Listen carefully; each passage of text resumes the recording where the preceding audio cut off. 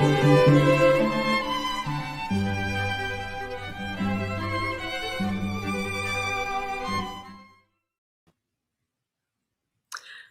welcome everyone. Thank you so much for joining the Westport Museum. This, of course, is our Tuesday Treasure program where we go through some of the lesser seen objects, and tonight some of the lesser seen or lesser known stories that have connections to Westport and our collection.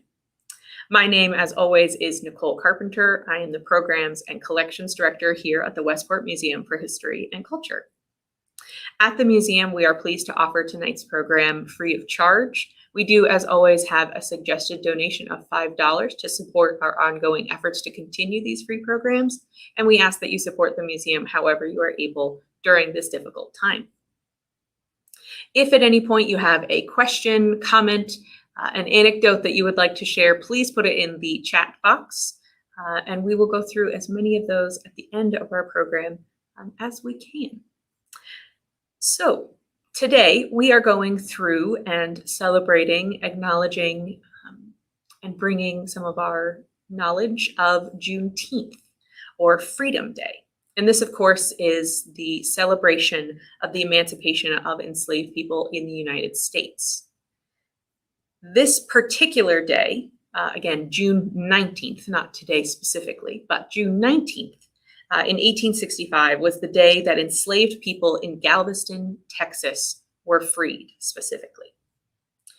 Contrary to popular belief, Liberation Day, which is another name for Juneteenth, does not celebrate the day that the Emancipation Proclamation was issued. That was actually 2 years previous in 1863.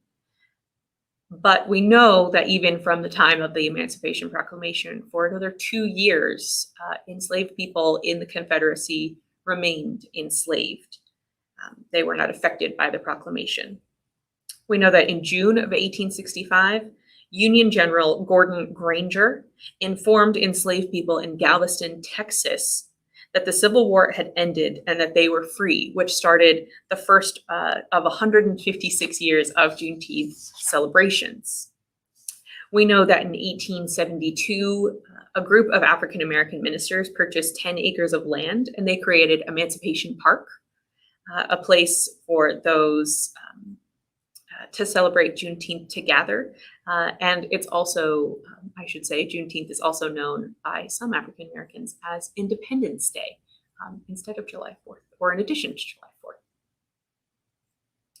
While this change is largely seen as a positive and correct step, we know that in the spring of last year, of 2020, former President Trump held his first rally since the start of the COVID-19 pandemic on Juneteenth. Not only was it held on June 19th, but it was also held in Tulsa, Oklahoma, which was very upsetting to, of course, the African American community and the entirety of the United States, I would say, as it was also shortly after the anniversary of the Tulsa race massacre that destroyed over 1,000 Black homes and businesses in Tulsa, Oklahoma in 1921. Although it is not a national holiday today, Juneteenth is, especially last year, due to the unrest that is happening around African American people and racial injustices. Many companies in Galveston and across the nation are marking it as a paid day off for employees, and we're seeing more and more celebrations and acknowledgements of this date. We now see that 45 states and also the District of Columbia recognize Juneteenth as a holiday. So now that we know a little bit more about the significance of Juneteenth, and we are up on a little bit more of our history on the actual celebration of the day, there are a couple of topics that have to do with African history, African American, history that we would like to highlight from our own community. We don't have specific items out on our table today, but we do have some items that we will be showing on our screen.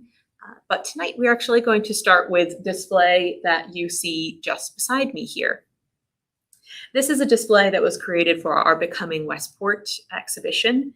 And this is the part of the exhibit that we used to show some of the exports and imports that were taking place in Westport. And one of the exports and import businesses that was supported by Westport, and actually all of the New England and American colonies, was the triangular trade. This is the trade between the colonies and the young United States, with West Africa and the Caribbean. And this, of course, is very often known as the slave trade as well, the transatlantic economy. This is where, during the Revolution, most of New England's trade was coming from the Caribbean, or what we know would have called the British West Indies.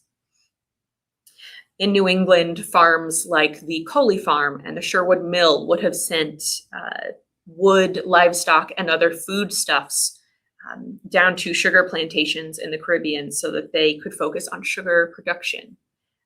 There was actually not a single acre in the Caribbean that was put aside for food production. It was only dedicated to sugar, which was in turn sent to the colonies either as pure sugar or in the form of rum or molasses.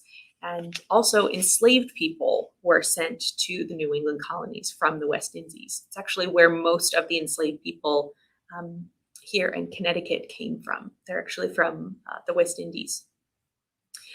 We know that manufactured goods from the colonies were sent directly to Africa to barter also for enslaved people there.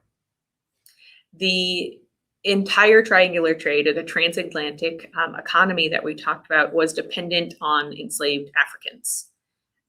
In Westport and throughout New England and many of the colonies, enslaved people were working on farms. They were producing food. And then down in the West Indies, they were actually creating this huge sugar trade with many sugar plantations.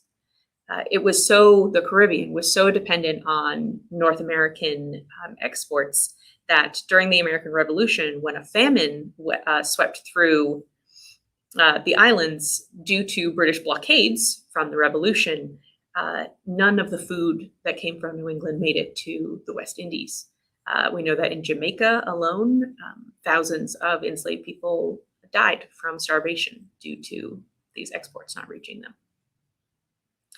In Connecticut, river ports like Middletown did trade within the triangular trade. In Westport, we know many stuffs, as I mentioned, from the Coley farms, also the Sherwood Mill, and countless other farms and producers in the area sent goods to New York, and that would eventually end up in this trade.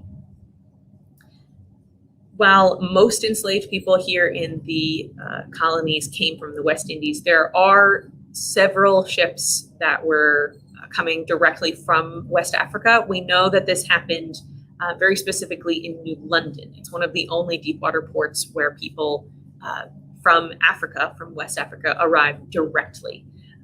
Most of the time, as I mentioned, they come from the West Indies. We know that Venture Smith of course, Connecticut, comes directly from Africa to Newport. He actually writes his narrative of the life and adventures of Venture, a native of Africa, in 1798, which actually describes him coming directly from West Africa to the United States, to Connecticut. We also know that Smith was traded for 4 gallons of rum and a piece of calico cloth. So these items behind me represent some of the exports and imports that were coming in through this trade, and how it ultimately was all dependent on these enslaved Africans and West Indies residents. The first digital piece that we'd like to show you this evening is a picture of the first separate company of Connecticut National Guard.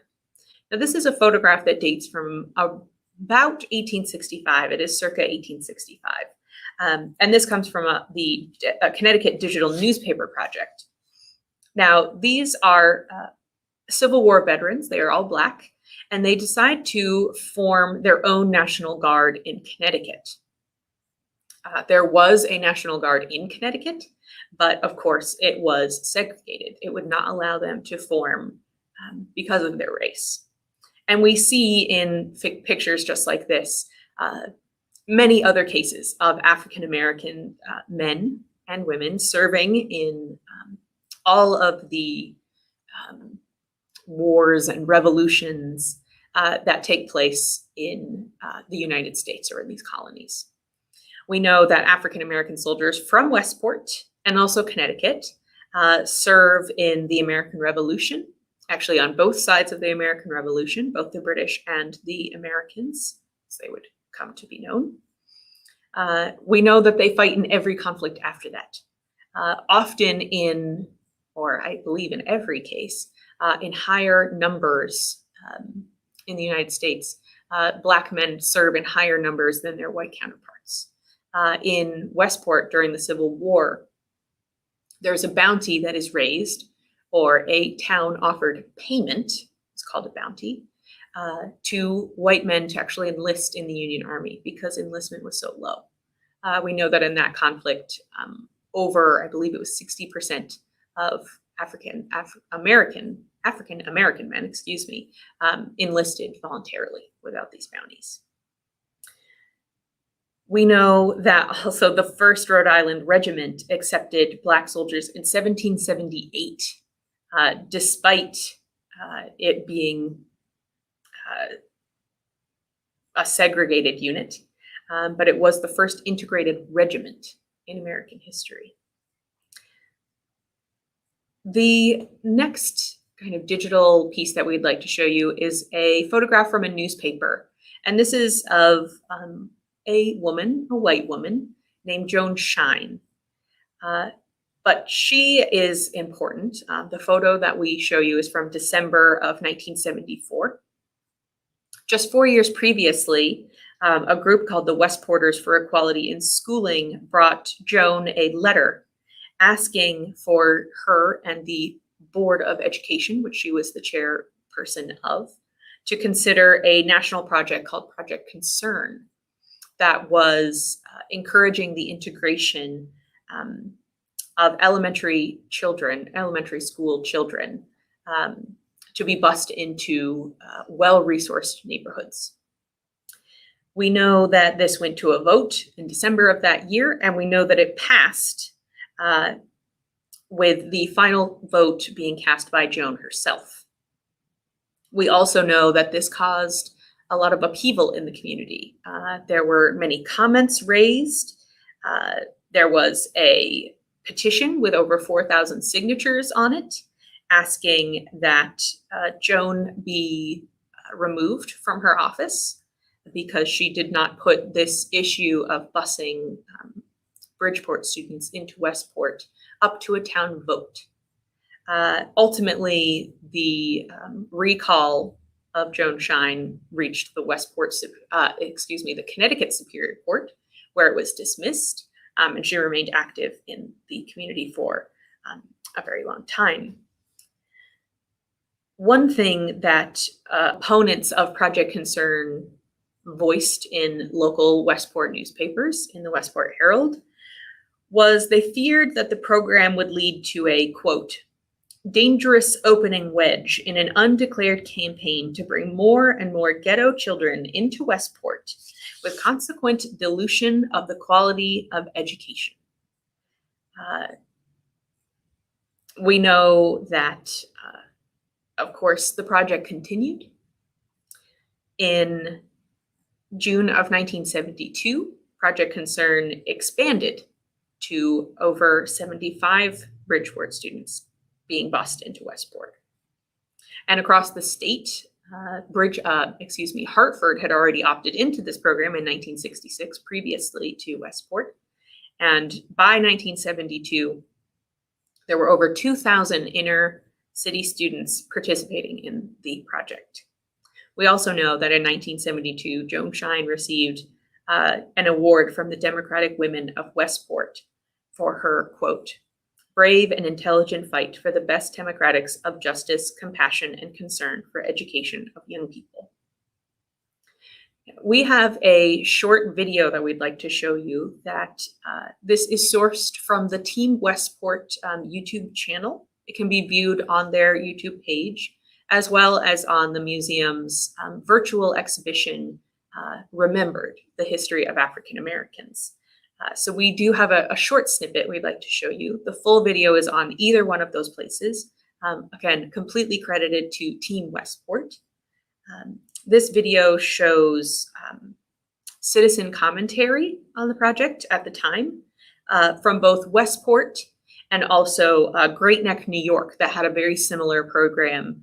They were both a part of this documentary that was filmed in the 1970s about this project. It also has interspersed into the video the experiences of 3 Black students in a Westport classroom. So any images of a classroom itself is of Westport, but the attitudes that you hear are a mixture between Westport and Great Neck, but were very much reiterated in Westport newspapers.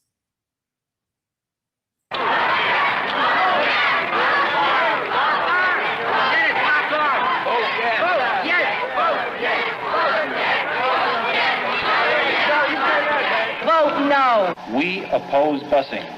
Busing of any pupils, of any race, of any color, and of any background. We challenge the white voters to join us in passing this referendum. We are assuming the responsibility for the education of children without the tools to do an effective job.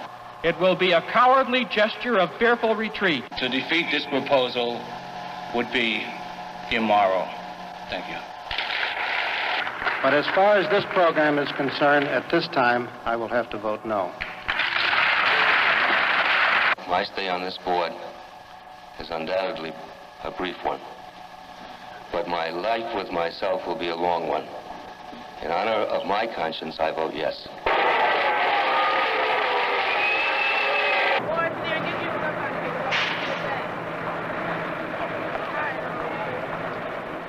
This movie is a collage.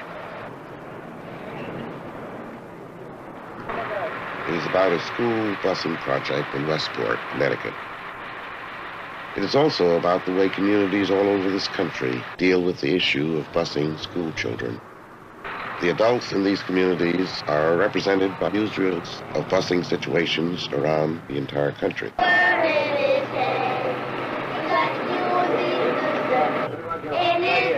He got the little bit of baby. In his hand, he got the whole world in his hand. He got you and me. In his hand, he got the whole world.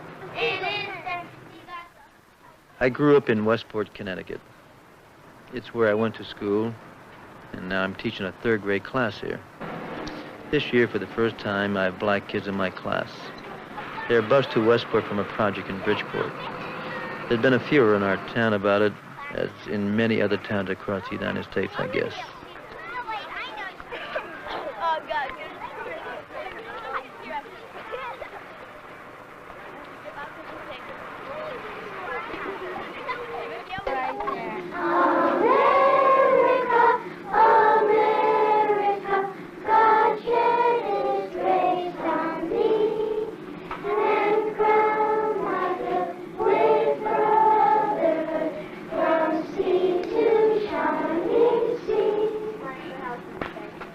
I think busing destroys the security of the child. He lives in one part of town, his school is in another. He doesn't feel as if he belongs anywhere. And so I am for a neighborhood school where the child says, this is my home, that is my school. Even though all the children may happen to be Negro? Even though they may happen to be Negro. If all of these Negroes are willing to live side by side and segregate themselves, then why should the Board of Education try to undo that? I think one thing you've got to understand is that 40% of all school children in the United States are bused right now. And no one's ever kicked about that. It's only when you bust for a certain purpose that people get excited. We had a hearing last year in Montgomery, Alabama. We found black kids in Selma, Alabama who were bused 100 miles a day to go to a technical school when they had one 2 blocks away in Selma. But they were bused 100 miles to keep them from going to a school that was all white. How old is your brother, by the way? 11. And you and your brother go out looking for jobs in the winter or fall? Yep. In the springtime, we set this lady up. She raped leaves up. She said when the winter come, nobody come around and get snow off the ground for her. So she wants somebody to get the leaves off her private property and get the snow off there too. So Leonard wasn't very happy when he arrived, but he seems to have come around. All the way down this time, right from where you left.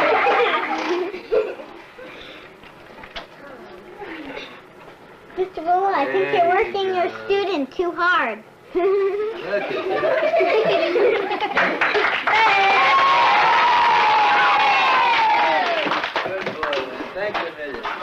Among other things, he loves to draw and does it well.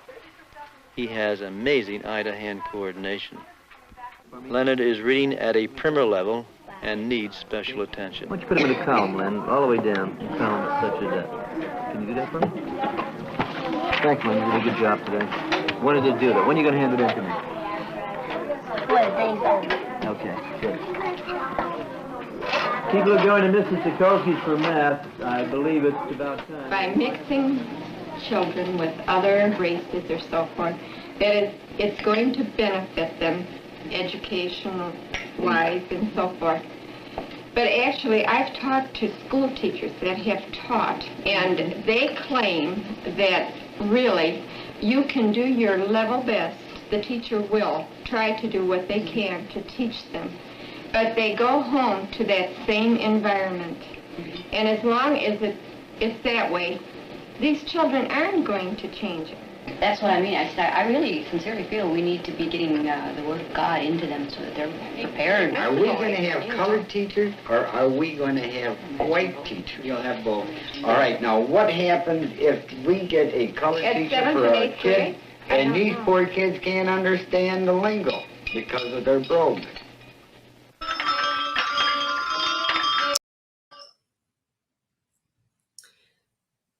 That video is a part of the Project Concern's first year when 25 Bridgeport students were brought in between the grades of 1 and 3. At the end of, throughout this first year, Westport employed independent evaluation companies to perform strict evaluations of the program and see if there were any changes between classrooms that were integrated and classrooms that were not. They found no detrimental effects to any of the children in any of the segregated classes or the integrated classes. But the Bridgeport students made significant gains.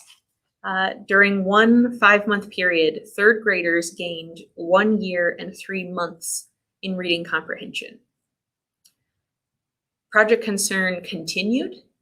It actually spread to more towns. Wilton adopted Project Concern in 1972. And of course, it evolved over time into Project Choice, and it paved the way for programs like Open Choice and also A Better Chance, which continues today.